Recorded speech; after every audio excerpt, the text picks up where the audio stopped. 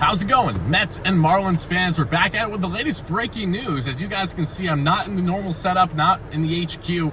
I'm watching Mission Impossible at a drive-in movie after the Mets took Game 1 of, if I'm not mistaken, a 4-game set against the Washington Nationals by a final score of 2-1 tonight. David Robertson was warming up to pitch, then the rain delay happened, and Brooks really ended up pitching. Why, you might ask? Because David Robertson is no longer a New York Met. His time in Queens has come to an end as he was dealt to a foe in the division, the Miami Marlins, for basically two top 20 prospects, that being Ronald Hernandez, a catcher, and Marco Vargas, an infielder, both at very young ages. They have yet to even get close to hitting the bigs. One is expected, that being Hernandez, did not hit the bigs. His ETA is around 2026. Vargas is around 2027. So initial reactions, if you're a Mets or Marlins fan or whoever you're a fan of, let me know in the comments below. Usually we're going live for breaking news like this, but like I said, I'm not currently in town watching the movie tonight after, the Mets, again, continue to be underwhelming. They won tonight, but whoop de effing do. Kodai Singh gave them a nice start. Just a frustrating ball club to watch. I was in the Bronx yesterday behind home plate. Phenomenal time to be there,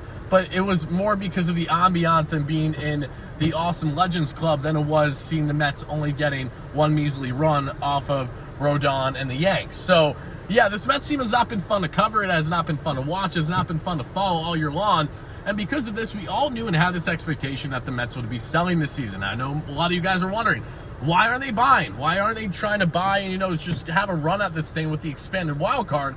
The team isn't good. It doesn't take a rocket scientist to figure that out. They have a roughly $400 million payroll, and they're just not a good baseball club. It has killed me to say that and be covering this team all year, but that is the unfortunate reality. So now is the first of multiple dominoes that we expect to fall in the incoming days. I'm going to be out of town with a little family vacation, but rest assured, any news that happens, even if I'm slightly delayed, I will be going live for or doing a quick video of, like we are right now on the David Robertson news. D-Rob, for Marlins fans watching this, you're getting an absolute bulldog, a 38, 39-year-old reliever who has phenomenal stuff, dominant in the closer role position for the Mets this year, around a 2-year. What a blessing in disguise this man has been, especially, especially with Edwin Diaz being out right before the season even began, thanks to his unfortunate injury in the WBC. Need some water because I have a sinus infection still, so bear with me, guys. But what are the Mets getting now in prospect return? Well, it's a rental, so you weren't expecting them to get, a crazy amount. Would have been awesome if they got a top 10, top 15 prospect in an organization.